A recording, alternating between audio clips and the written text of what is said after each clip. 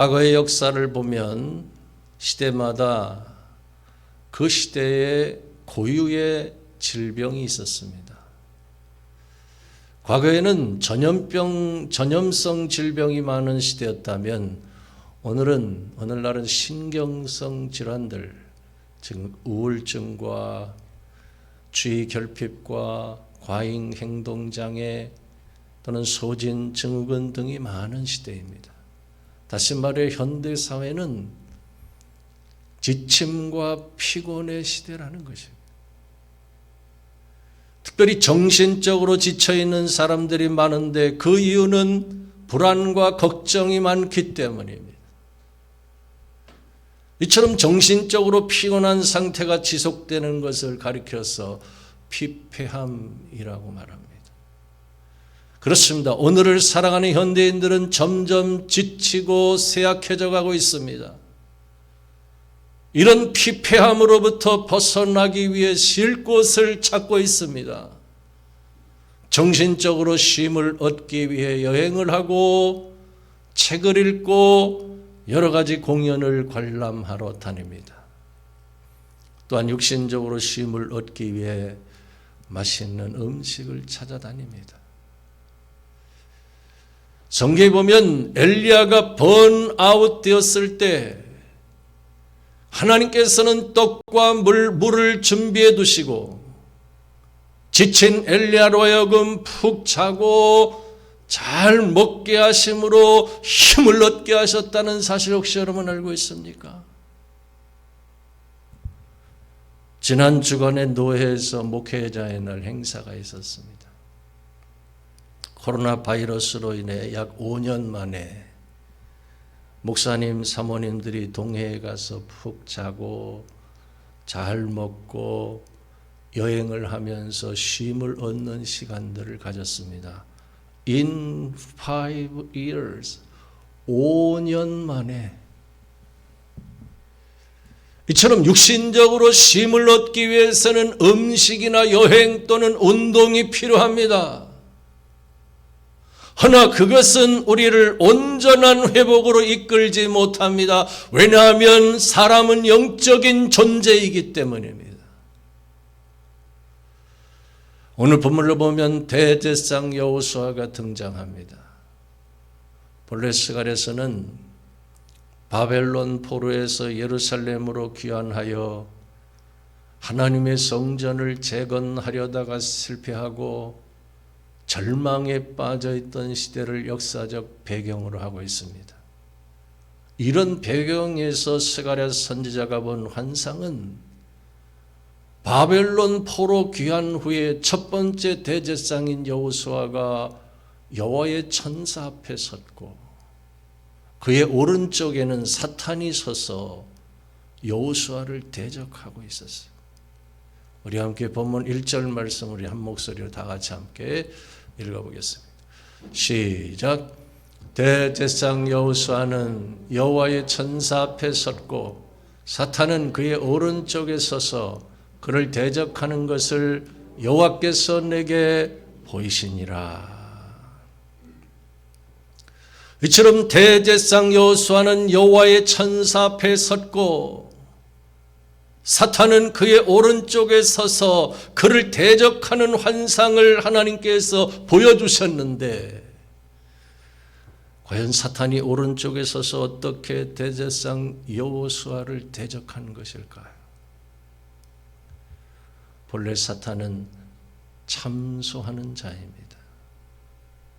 사탄은 사람을 미혹하여 죄를 짓게 한 뒤에 그 즉시 찾아와서 정죄하며 수치심을 일으키고 두려움을 주어서 하나님과의 관계를 끊어버리는 존재입니다. 너는 구제불능이야. 너는 할 수 없어.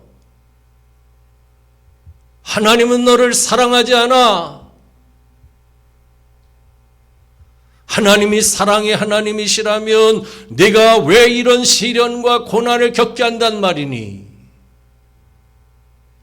우리 마음속에 끊임없이 속삭이는 이런 사탄의 참소를 받아들인 사람은 점점 더 하나님으로부터 멀어지게 되는 것이. 그렇기 때문에 성경은 정신을 차리고 영적으로 깨어 근신하라고 말씀합니다. 여러분, 사탄이 이처럼 참소할 때 우리는 어떻게 해야 될까요?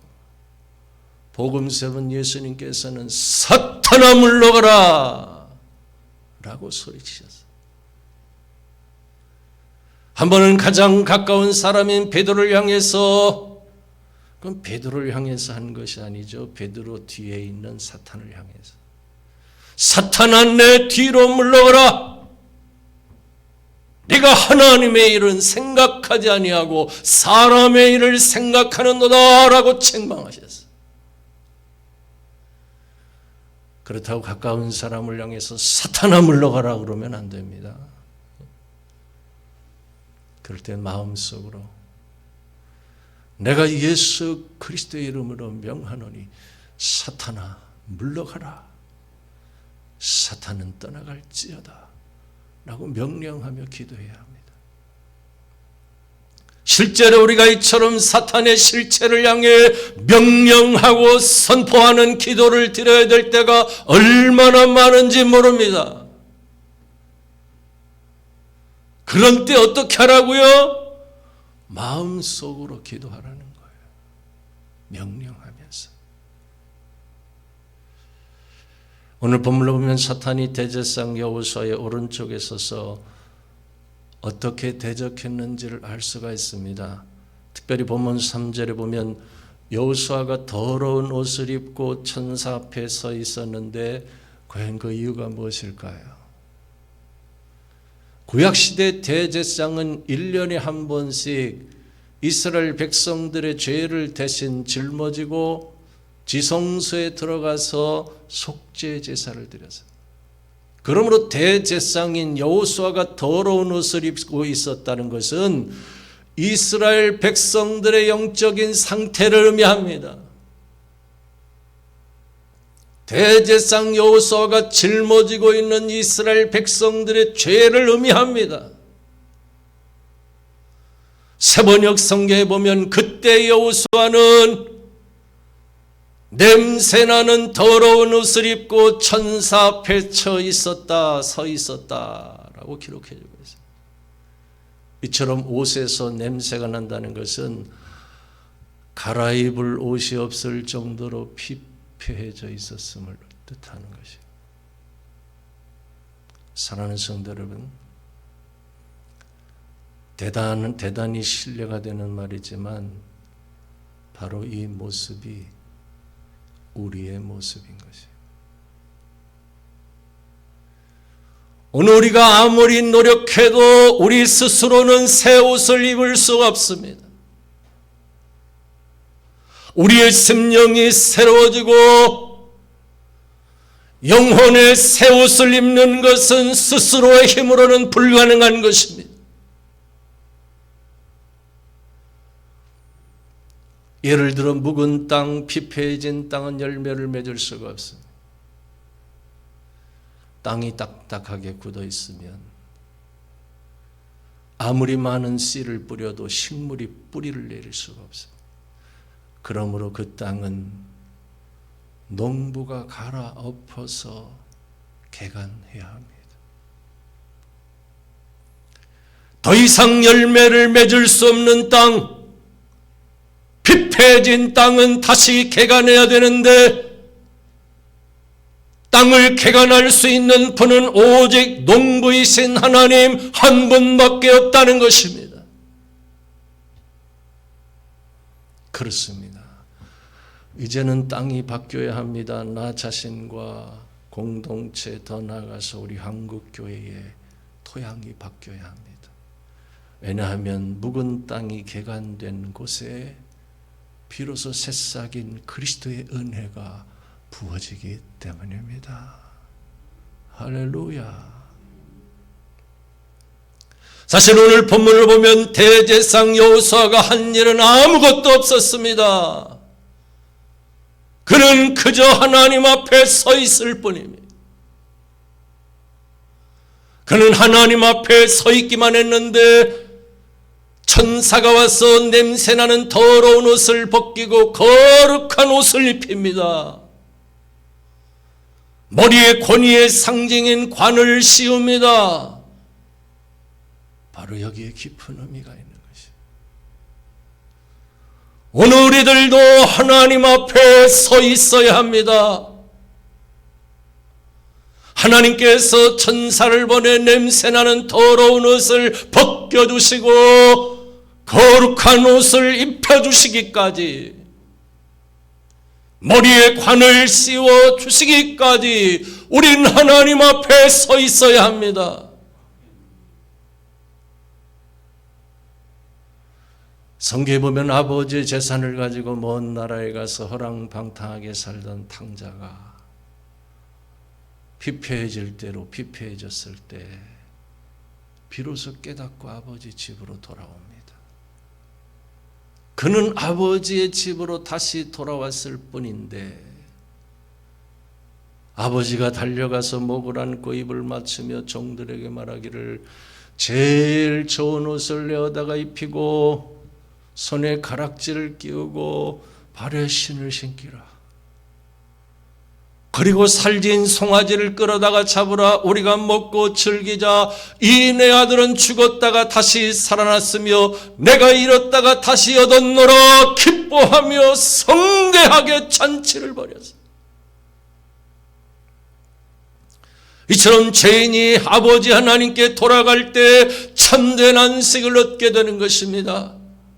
안식의 성경적인 의미는 멈추어서 하나님 앞에 서 있는 것입니다. 그리하면 묵은 땅이 변하여 열매 맺는 땅으로 바뀌어질 수 있습니다.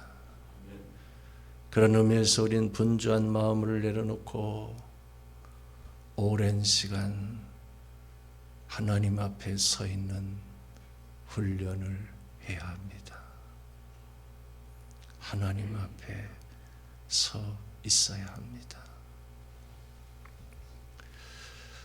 과연 여호수아가 하나님 앞에 서 있을 때 어떤 일이 벌어졌는지 우리 함께 본문 3절부터 5절까지 또 한 목소리 다 같이 한번 읽어보겠습니다. 시작.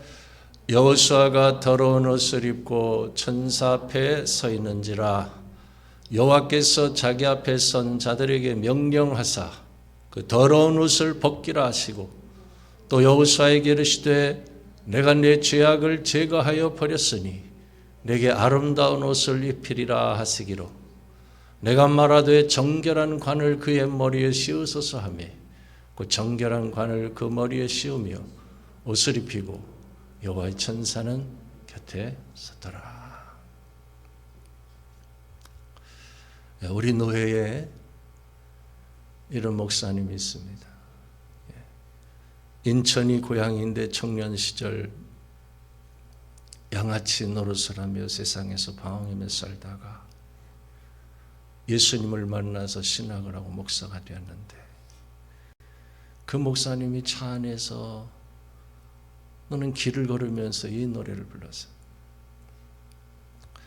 술 마시고 노래하고 춤을 춰봐도 가슴에는 하나 가득 슬픔뿐이네.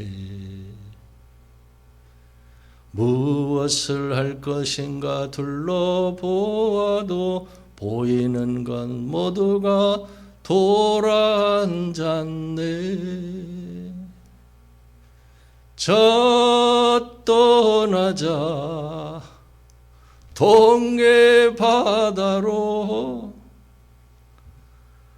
그 목사님은 자신은 목회자보다는 전도자로 하나님께 부르심을 받았다며 스피커를 가지고 다니면서 역전이나 지하철 안에서 복음을 전하고 때로는 이 노래를 부르면서 전도한다는 거예요. 그렇습니다. 전도서를 기록한 솔로몬이 하는 간증이 바로 그런 것이에요.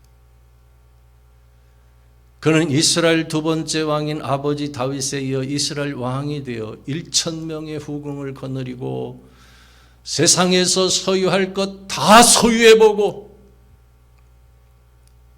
세상에서 즐겨볼 것 다 즐겨보고 세상에서 먹어볼 것 다 먹어보았지만 헛되고 헛되니 모든 것이 헛되도다 라고 고백했어요. 사실 이 솔로몬이 깨달은 전도서의 허무함은 단순히 허무주의자의 한숨이 아닙니다. 내가 평생 세상에서 육신의 정욕과 안목의 정욕과 이생의 자랑에 빠져서 살아보았지만 거기에는 참된 만족이 없었다는 것입니다. 하나님의 형상대로 창조되어진 인간은 그런 혼과 육의 즐거움만으로는 결코 만족할 수 없는 존재라는 것입니다. 오직 창조주 하나님 안에 있을 때 진정한 행복을 누릴 수 있는 존재라는 것을 깨달았다고 믿음으로 고백한 것이에요. 사랑하는 성도 여러분, 사람이 무엇으로 지음을 받았습니까? 하나님이 땅의 흙으로 사람을 지으시고 생기를 그 코에 불어넣으시니 생명이 되었더라 하고 있어요. 이처럼 사람은 땅의 흙으로 지어진 존재이기 때문에 매사에 땅의 것을 먼저 생각합니다. 무엇을 마실까, 무엇을 먹을까, 무엇을 입을까, 그것부터 생각합니다. 무슨 문제가 생기면 앞으로 잘 먹고 살 수 있을까?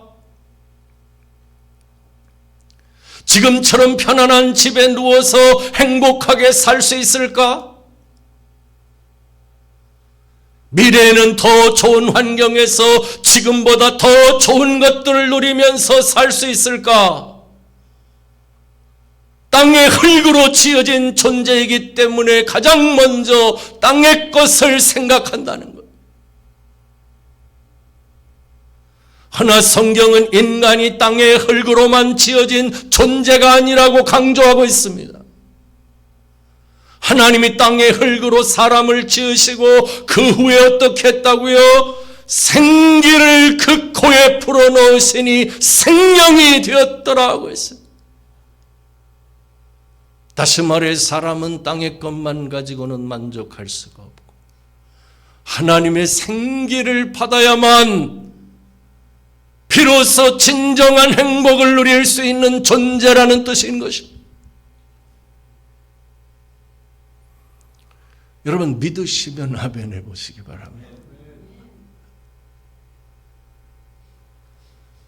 세상에서 소유할 만큼 소유해보고 즐겨볼 만큼 즐겨보고 먹어볼 만큼 먹어본 사람들이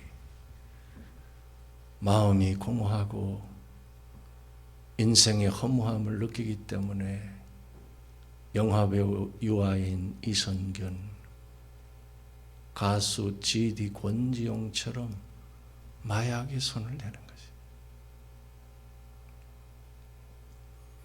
뿐만 아니라 요즘은 시간만 나면 해외여행을 가느라고 연휴 때 공항이 10,000,000원을 이룹니다.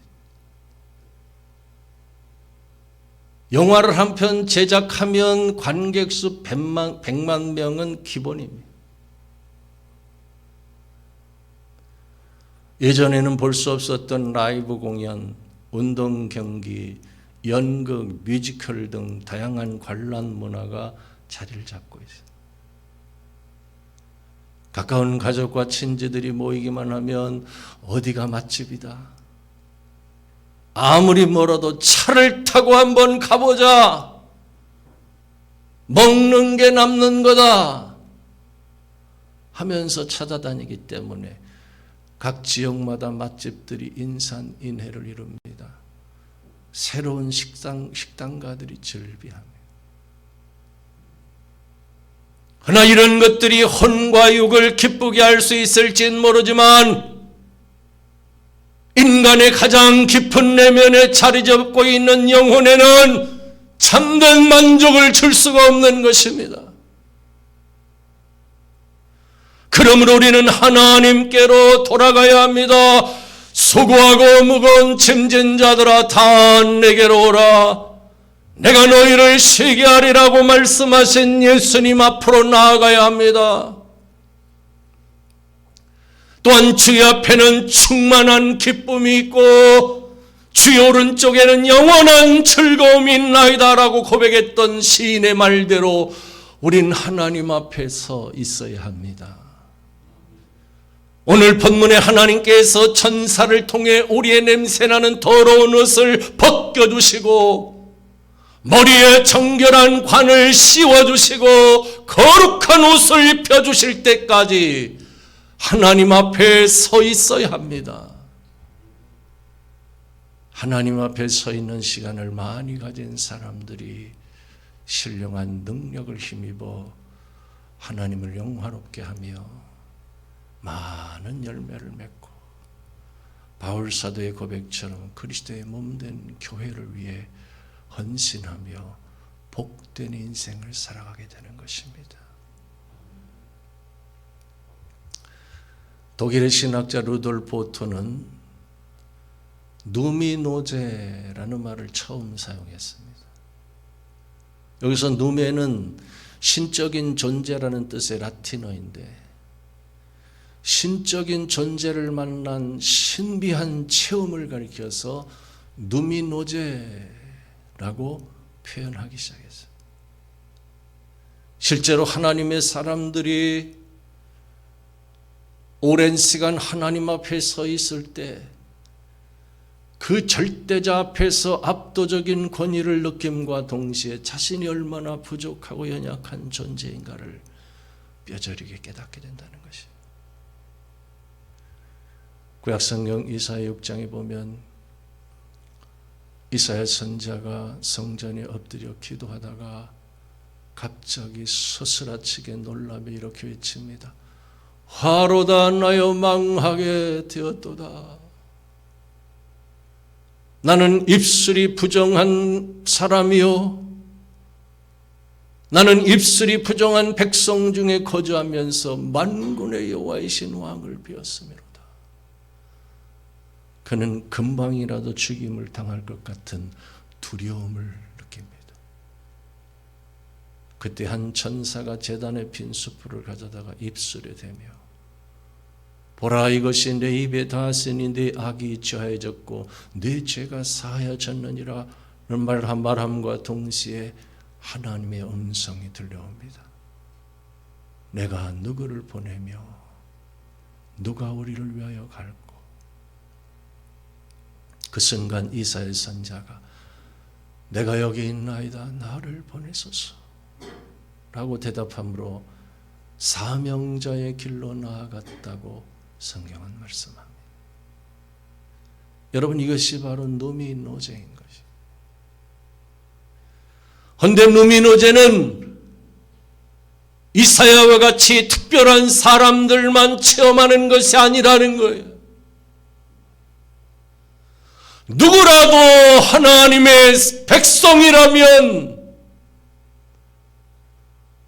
오랜 시간 하나님 앞에 서 있는 사람이라면 이런 누미노제를 다 체험할 수 있다는 거예요. 그렇습니다. 하나님께서는 지금도 당신의 백성들을 향해서 내 앞에 서 있어라. 하나님 앞에 서 있으라고 말씀하셔요. 하나님 앞에 서 있는 자들에게 누미노제를 체험하게 하십니다. 바로 그런 자들이 사명자로 세워져서 하나님께 귀하게 쓰임을 받는 인생을 살아가게 되는 것입니다. 오늘 설교를 듣는 여러분 모두가 하나님 앞에 서 있는 신앙을 통해서 누미노제를 체험하며 사명자로 세워져 하나님께 귀하게 쓰임을 받는 인생을 살아가게 되실 수 있기를 주님의 이름으로 축원합니다. 기도하겠습니다.